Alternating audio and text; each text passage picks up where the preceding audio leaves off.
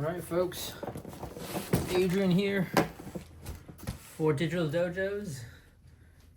Today we're going to be unboxing the PS5 Slim.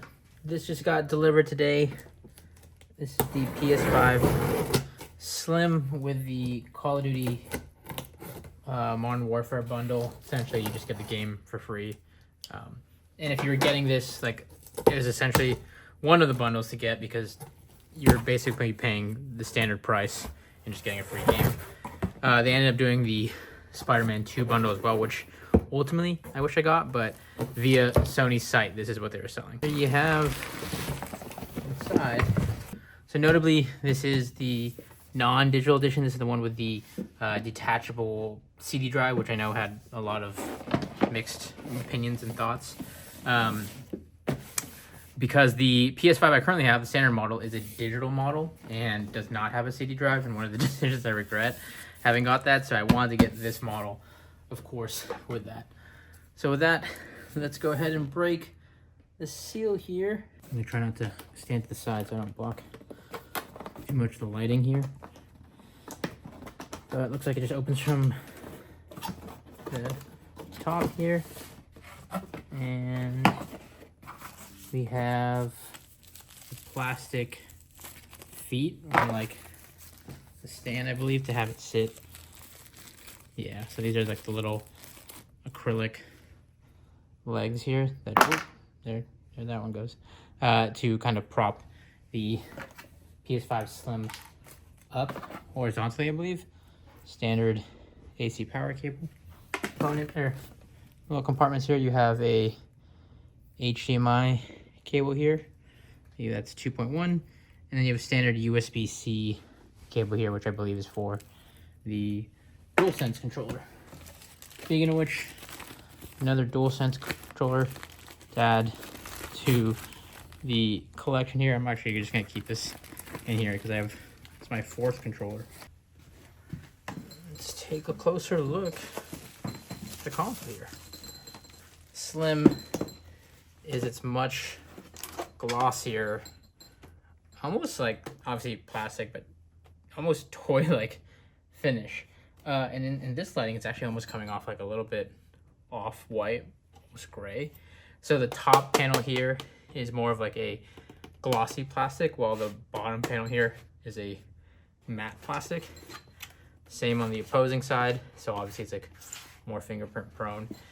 And then you have the side with the disk drive here with the nice little embellishments here, so you can see the PlayStation symbols right here of the PS5 Slim.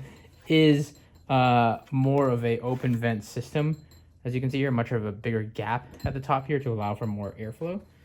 So at least from the top view, this might give you a better angle. Here you can see the Slim on the right, the standard original PS5 on my left here. You can see the kind of difference in the fin and venting system up top. Obviously, you can kind of see the slimness here. I have to lower the camera angle so you can kind of see more of the height difference. Quickly looking at the ports in the back, you have the Slim here with the HDMI 2.1, the Ethernet port, 2 USB 3.0 ports, and your power or AC adapter. Whereas obviously in comparison to the original, definitely heavier to pick up here, 2 USB ports, Ethernet, HDMI, and AC adapter. So pretty much standard, same. And then again, here's just a comparison to the back ventilation, which is definitely a different design. You kind of had this dual vent system on the original PS5, or on the newer Slim, it's just one vent here. And then you have the second vent on the bottom portion here. Again, port-wise, pretty much the same I/O. The difference is on the Slim, you have the additional USB-C port in the front versus the standard USB 3.0 port. But other than that, it's just a slight difference in design. You have I believe this is the Kensington lock, so you can like lock this or chain it up. And yeah, other than that, the vents are slightly adjusted, obviously, on the slimmer model. From the profile perspective, this kind of helps you see it just side by side here initially with the original PS5. The height difference here, again, keeping in mind the left one is the digital edition, so in theory it looks slimmer because you have this detachable hard drive here, or disk drive, I should say, that obviously adds some width to the overall design. And again, just from the side view, you can kind of get a better look at that glossier finish versus the matte finish on the original cover here in comparison. All right, and here we are back at the desk here, and I want to kind of go ahead and do a quick teardown here of the PlayStation 5 Slim. It hasn't even lived the life beyond 10 minutes, and it's already getting torn down. I know a lot of people have done this already, and a lot of people who had it early, but just go ahead and take a look at it for ourselves here. Just go ahead and pop that clip off. That came off actually pretty easy. Sounded scary, but this is the tray that holds the new detachable CD drive or DVD drive, or however you want to reference it. Disk drive, I guess. So here's the disk drive. Notably about this can be removed. This can be detached, and I believe it can be detached, if I'm not mistaken, toollessly. I know there's screws on it, but it looks like there is just a way to remove this. Yeah, it's simple as that. So that just comes out just like that.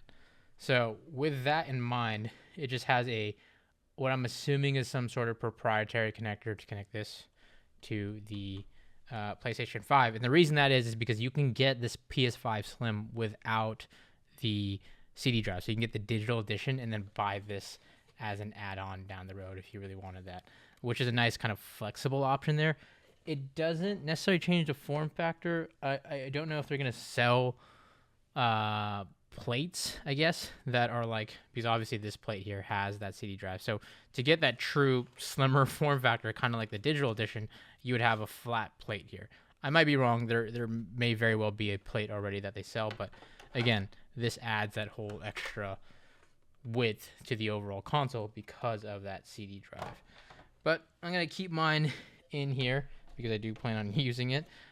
There was a lot of controversy around this whole drive because the idea that like it requires you to be connected to the internet to get it working. You have to essentially register this disk drive for it to work, which again, a lot of people are not a fan of in terms of best practices for like the consumer, which I agree with, but for me, like, I am going to connect this to the internet regardless and whatnot.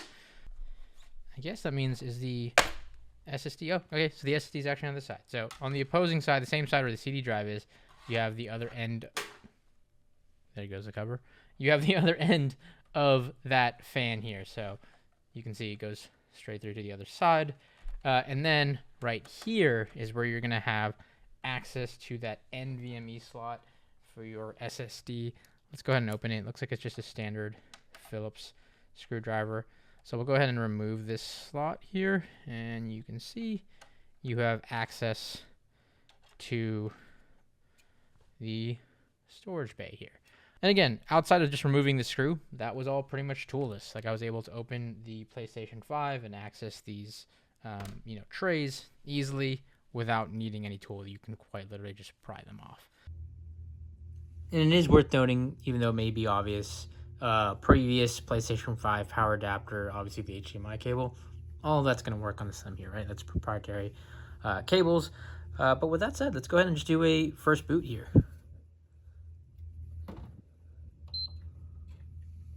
Booting up.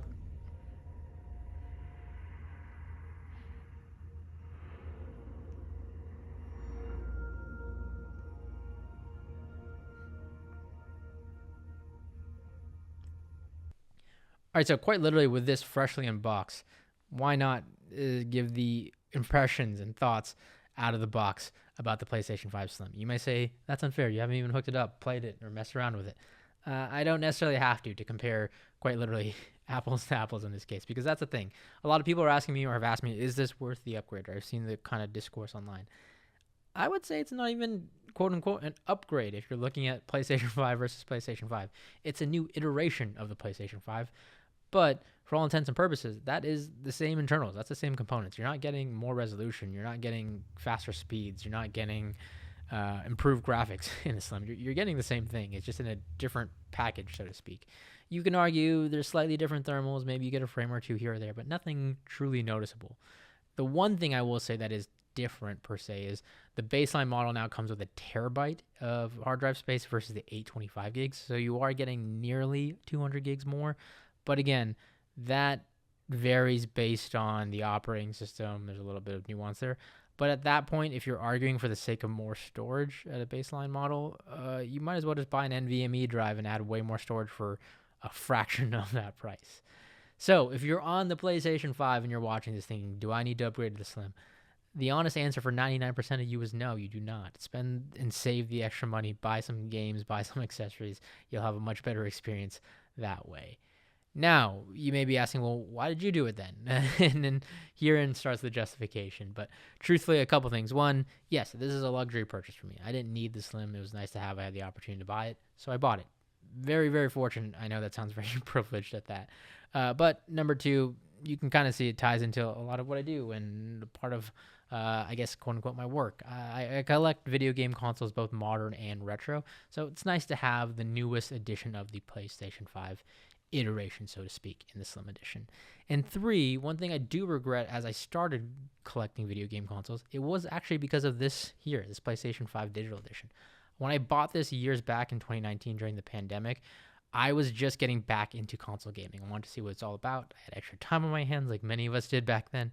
So I paid aftermarket to get this digital edition console, having been a PC gamer for so long. The last console I owned prior to that was the Xbox 360. So this was a huge jump forward, as you can imagine, for console gaming. And then with that, I lied. I did have an Xbox One at one point, but I rarely played that. So again, this was still nonetheless a huge jump to get that PS5 digital edition. When I did that, I didn't really think about the need for physical media, and I didn't really see a need for that. Digital made more sense to me at the time. My opinion on that has changed as a collector, so to speak, where I love having that flexibility to play physical media because you can now play PS4 games and old PS4 titles on there as well as PS5 titles. So that, alongside my PS3 backwards compatible edition, I can play all generations of PlayStation with that new Slim console.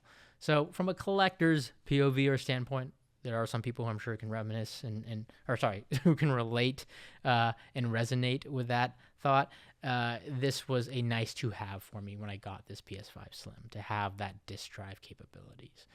But again, that's talking about it from the perspective I'm at now currently as a collector versus back then. Now, for the majority of you out there who are on a PS4 Pro, maybe an Xbox Series S or X, and you want to see how the other half live, essentially the people who do not have a PS5 and you're watching this video, then yeah, the PS5 Slim, if you're interested in getting a PlayStation right now, maybe especially with the holiday seasons coming around, it's the one to get. It's a little bit more at current price point. They lowered the price of the older PlayStation 5, but they are going to be phasing that out in the long run.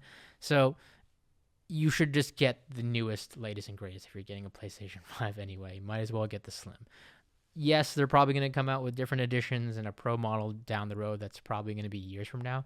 So again, if you're watching this video right now and you want a PlayStation 5 and do not have one, then you may as well get the Slim form factor because it's all the greatness and specs and hardware of the original PlayStation 5 essentially shrunk down into a slightly smaller form factor, and based on your preference or opinion, maybe a slightly better design. And that's the long and short of it. Am I going to do a full review of this PlayStation 5 Slim? You bet, because I got to get that content out. So stay tuned for that. Consider subscribing if you want to check out that content. And if you have questions about the PS5 Slim that you want to see prior to that, or comments that I might just be able to answer live down in the comment section down below, feel free to drop it. Consider liking this video if it helped you out or if you enjoyed it. And as always, ladies and gentlemen, thanks for watching.